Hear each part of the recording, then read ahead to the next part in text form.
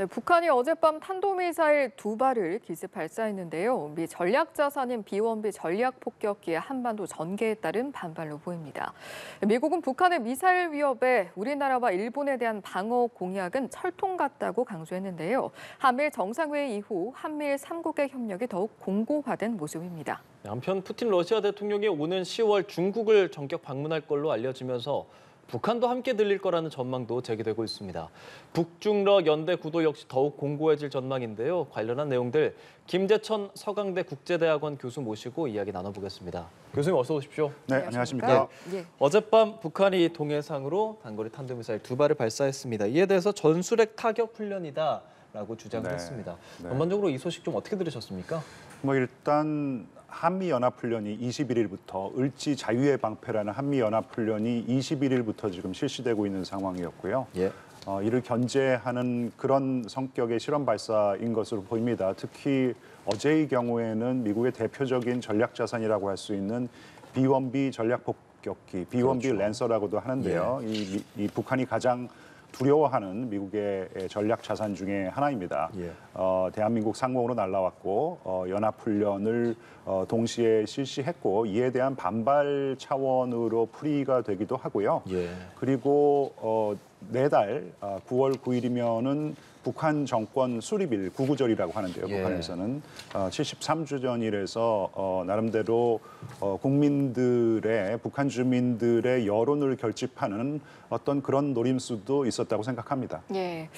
또 남반부 전 영토 점령을 목표로 하는 전군 지휘 훈련 여기에 대한 부분도 지금 29일부터 하고 있다라고 공개를 했거든요. 아무래도 우리가 하고 있는 어떤 연합 연습과 관련해서도 네. 좀 상당히 경계하고 있다라고 보면 되는 거겠습니까? 북한도 그러니까 한국 수준의 훈련을 좀 하고 싶을 것이에요. 그 비대칭 자산이라고 할 수 있는 전력 자산이라고 할 수 있는 핵 미사일 쪽에서는 한국의 압도적인 우위를 보이고 있지만은 예. 재래식 무기에 있어서는 열악한 상황이기 때문에 만약에 한미일처럼 북한도 북중러가 연합군사 훈련을 같이 한다면은 북한에게는 더할 나위 없이 좋은 소식이겠지만은 지금 러시아가 전쟁 중인 상황이라는 그런 변수가 있고 과연 중국이 앞장서서 이런 북중러 연합 훈련을 조직화해낼 수 있는 지금 상황인지 그런 능력이 있는지 일단 의구심이 있고 예. 또 예.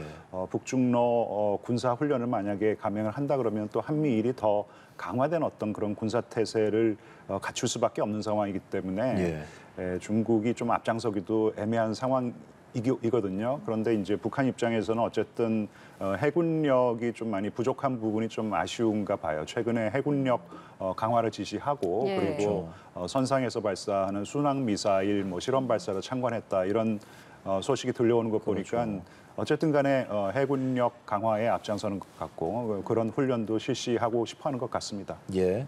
구구절, 연안연습 등의 이유들을 말씀해 주셨고요. 그런 네. 단거리 탄도 발사를 했고 탄도미사일 발사를 북한이 했고 그래서 궁금한 것은 이제 지난 한미일 정상회의가 있지 않았습니까? 네. 그 이후에 한국과 미국뿐 아니라 이제 일본까지 함께 어떤 그렇죠. 안보 네. 공조를 좀 하게 될 텐데 네. 이번 발사에 대해서 조금 더 우리가 변화된 대응 같은 게 있을 수 있을까요?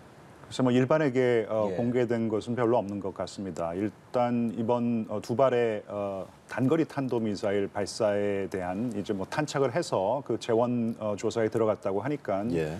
재원을 조사함에 있어서도 3국이 더 협조를 더 긴밀하게 할 것 같고요. 향후에도 이제 이런 미사일 발사가 있다면은 그를 대비해서 요격 훈련까지 실시할 것으로 알려져 있습니다. 아마 29일인가 제주 근처에서 예. 한국과 미사일 방어 했죠. 미국 미사일 방어 해상 훈련을 실시했는데 이제는 이런 방어 훈련뿐만 아니라 미사일을 요격하는 훈련. 물론 미사일을 요격한다라는 것도 방어 차원에서 이해를 갖다 하는 것입니다. 예. 날라오는 미사일을 요격하는 것이니까 이것은 공격을 하는 것이 아니고 방어를 하는 것이거든요. 그런데 이제 어쨌든 간에 요격 미사일을 사용해서 방어를 하는 그런 훈련을 하는 것이니까 여태까지 했던 해상 훈련 그 대북 미사일 방어 훈련과는 또 차원이 다른 훈련이라고 생각합니다. 그래서 어쨌든 간에 한층 더 강화된 어떤 그런 군사적인 대비 태세를 갖춰 나갈 가능성이 높다고 봐야 하는 것이겠죠. 예, 그렇군요. 그렇다면 이게 또 궁금합니다. 어쨌든 강화된 삼각 공조는 분명한데 이걸 바라보는 북한의 속내는 어떨까요? 어떻게 예상하십니까? 일단 북한 입장에서는 본인들이 뭔가 좀 강하게 나오면은 한국에서 조금은 자세를 누그러뜨리지 않을까 하는 어떤 그런 기대감이 있었을 거예요. 예. 그리고 뭐 지금 북중러 공조가 강화되고 있는데 일각에서는 이게 한미일 공조가 강화되고 있기 때문에 북중러도 공조가 강화될 수밖에 없다. 이런 비판이 제기되고 있습니다. 이게 이제 정확히 북한과 중국, 러시아의 논리이기도 하고요. 근데 안타깝게도 한국 사회 일각에서조차도 이런 비판이 지금 제기되고 있거든요. 근데 이제 분명히 말씀드릴 수 있는 것은 한미일 공조의 강화는 북중러 연대 내지는 공조, 군사적인 공조의 강화의 대응 차원에서 이해하는 것이 중요할 것 같습니다. 사실 제가 이 자리에서도 몇 번 말씀을 드린 것 같은데요. 예.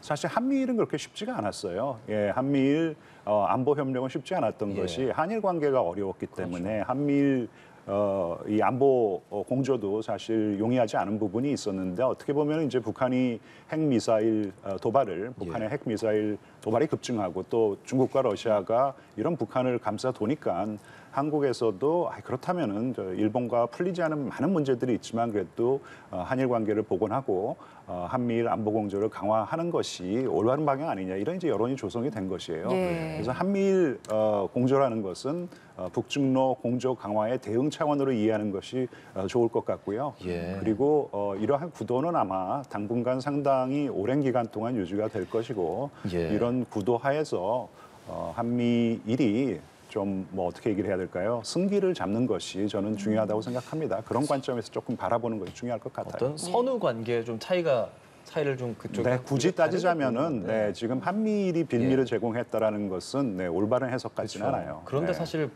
북한 입장에서는 그렇게 바라보지 않고 또 반대로 또 해석을 하지 않습니까? 그래서 네. 한미일이 강화되기 때문에 어쩌면 이게 북중러가 더 강화된다. 강화되는 네. 것을 넘어서 아예 뭐 군사적인 뭐 연합 훈련까지도 할 수 있지 않을까 하는 네. 분석들도 일각에는 조금 나오거든요. 가능성 좀 있을까요? 근데 그 군사 훈련이라는 게 뭐 간헐적으로 북중 사이의 훈련, 그 다음에 중러 사이의 훈련이 있었는데 삼국이 모두 모여가지고 북중러 삼국이 모두 모여가지고 연합 훈련을 한 기억은 제 기억에는 아직 없어요. 네, 그리고 아까도 말씀드렸지만은 그런 훈련을 조직화할 수 있는 능력을 갖춘 국가가 과연 중국일까?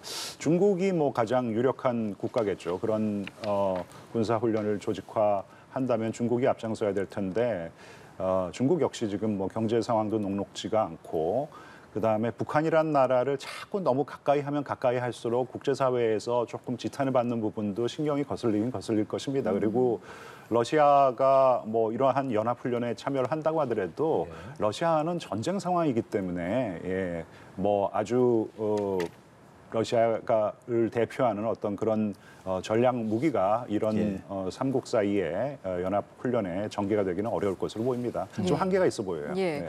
이런 상황에서 북한과 러시아의 무기 거래가 임박했다 이런 소식도 들려오고 있는데 또 뭐 각 정상 간의 서한이 전달이 됐다 이런 맞습니다. 이야기도 있더라고요. 네.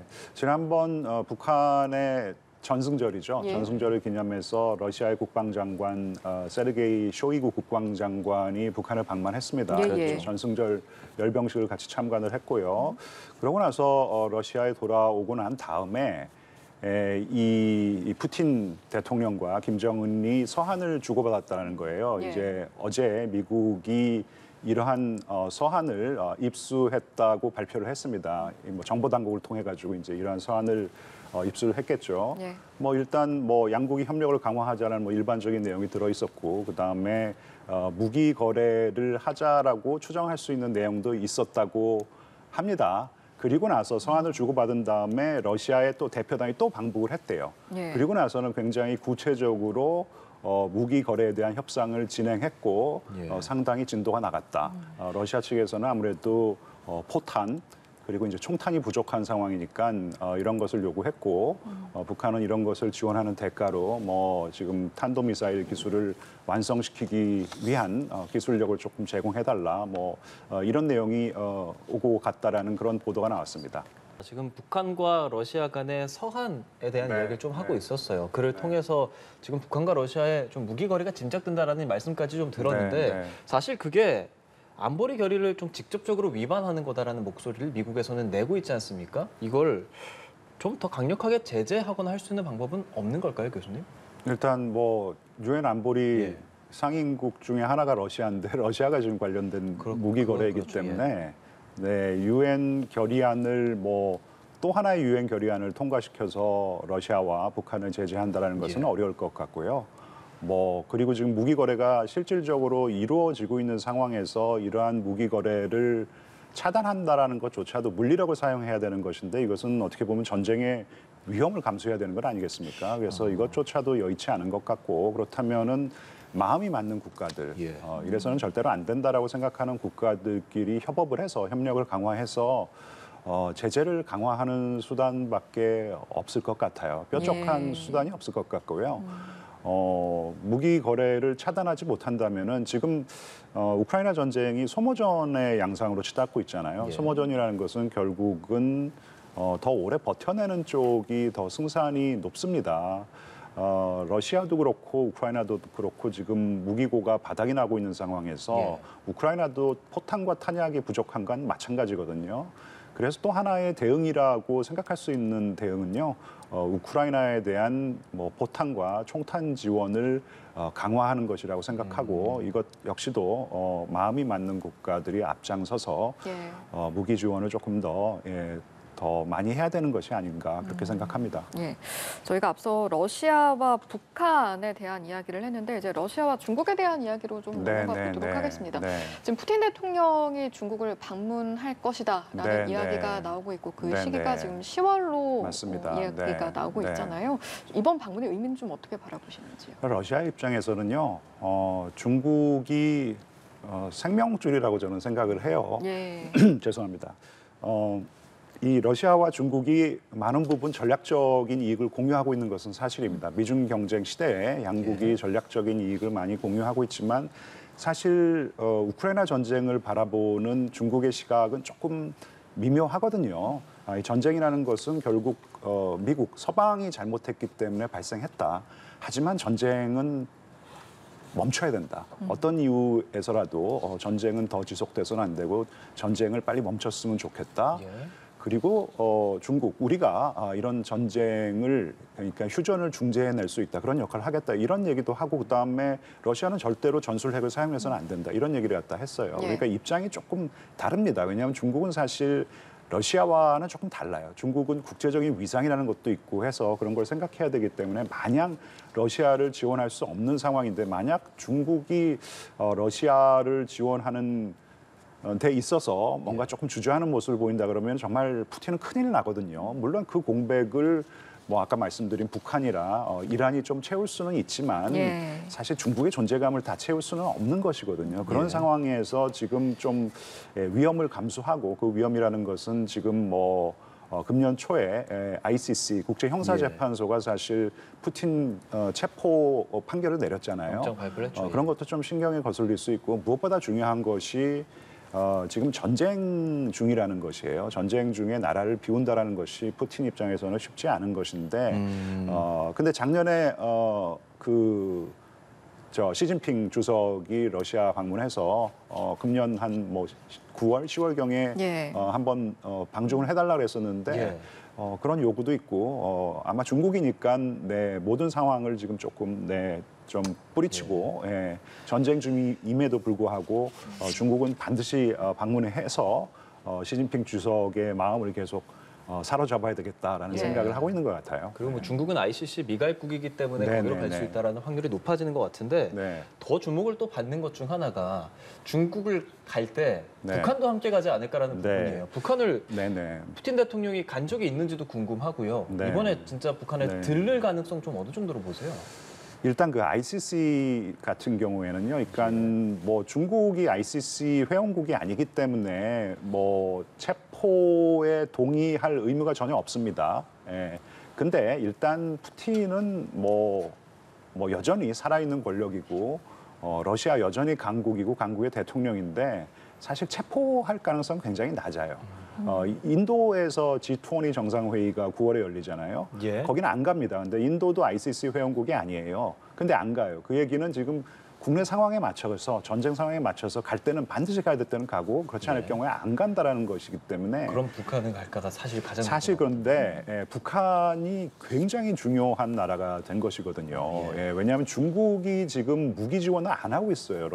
대러시아 무기 지원을 안 하고 있는 상황입니다. 왜냐하면은 미국이 정말 강력한 경고를 날렸습니다. 중국 너희들이 만약에 뭐 너희들이 러시아와 뭐 이렇게 러시아를 감싸두고 그러는 거는 이해를 하는데 만약에 군사적인 지원을 한다 이거는 뭐 우리 사이의 관계가 완전히 파탄 나는 것이고 정말 후과가 있을 것이라고 강력하게 경고를 했기 때문에 그리고 이제 중국 입장에서도 자국의 국제적인 위상이라는 것도 있고 하기 때문에 군사적인 지원을 안 하고 있는 상황에서 북한이라는 나라가 굉장히 중요해진 것이죠 러시아에게. 일단 아까 말씀드렸던 포탄이나 탄약, 총탄을 제공할 수 있는 나라가 북한이 된 것이에요. 이란도 물론 하고 있지만 북한만큼 못합니다. 그러니까 북한이 어떻게 보면은 러시아의 후방 뭐라 그래요? 병참기지 뭐 이런 역할을 수행하게 된 상황에서 굉장히 중요해졌고 또 하나는 북한이 지금 외교적으로 이 우크라이나 전쟁에서 러시아를 정말 대놓고 지원하는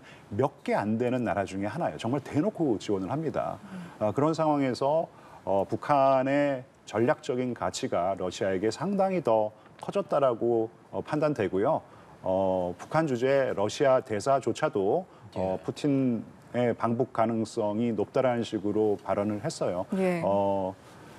방중을 한다면은 아마 내친김에 방북을 할 가능성도 상당히 높아 보입니다. 예, 미국의 속내도 궁금합니다. 이제 앞서 말씀하신 것처럼 북중러 공조에 대응하는 한미일 구도 또 더불어서 북한이 병참기지 역할을 하는 상황. 네. 그런 상황 속에서 사실은 제재를 한다라고 했을 때 안보리 차원의 제재가 지금 실효성이 있다라고 보기엔 좀 어려운 상황이잖아요. 맞습니다. 어떤 예. 속내일까요? 그럼 뾰족한 방법이 없는 것이고요. 그렇기 때문에 마음이 맞는 국가들끼리 협력을 강화해서 그러니까 유엔 차원의 제재가 불가능한 상황에서 그런 국가들끼리 제재를 강화하는 데 더 협력을 강화하는 방법밖에 없는 것 같고요. 그리고 아까도 말씀을 드렸지만 우크라이나에게 필요한 무기를 지원해 주는 것이 상당히 중요하다고 생각합니다. 지금은 소모전이기 때문에요.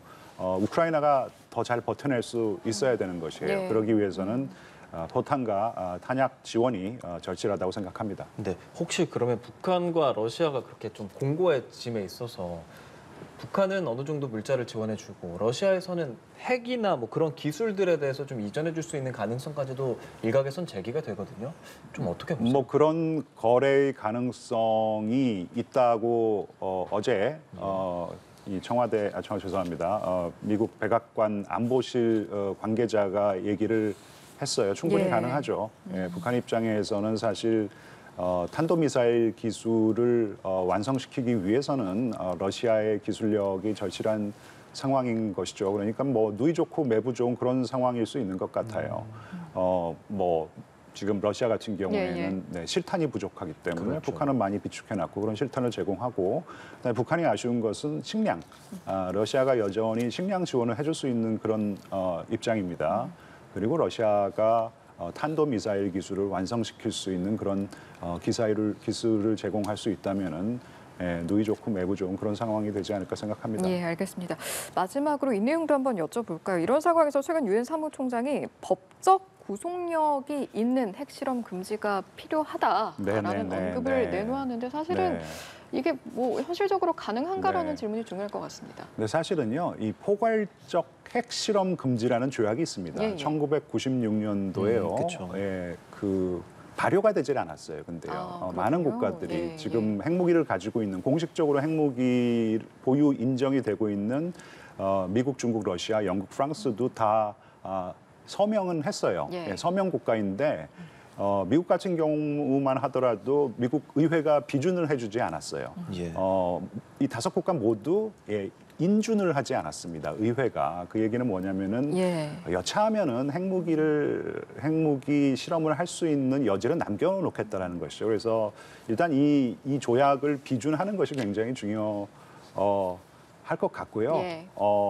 사실 이제 국제법은 근데 이제 사실 실효성이 없어진 그런 시대가 도래를 했습니다. 안타깝게도. 그런가요? 그리고 21세기에는 그럼에도 불구하고 핵무기 실험을 한 국가가 하나도 없어요. 유일하게 한 국가가 북한입니다. 북한이죠. 그런데 그 북한이 지금 7차 핵실험을 할 수 있다는 전망이 나오고 있는데 이것은 좀 막아야겠죠. 그래서 국제사회가 협력을 해서 북한의 추가 핵실험을 막는 것이 중요한데 그러기 위해서는 사실 중국과 러시아가 역할을 해야 되는 것이고요. 중국과 러시아의 말은 조금 들을 수밖에 없는 상황이기 때문에. 예. 근데 뭐 다행스럽게도 중국조차도 북한의 7차 핵실험을 상당히 부담스럽게 생각하고 있는 징후가 좀 보이거든요.